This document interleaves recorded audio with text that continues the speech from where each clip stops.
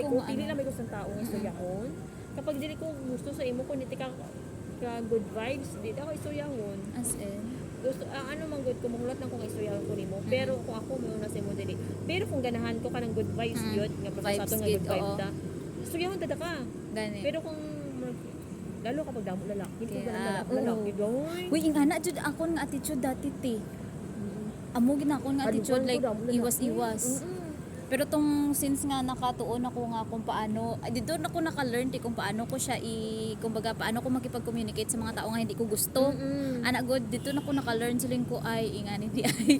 Amo na kumbaga makisama dito ko na develop ang paano makisama god ganiti. Ang makisama yung pinakalisod sa akong doy. Amo gid lisod ko na siya sa akong dati ti pero gitry ko gid ti.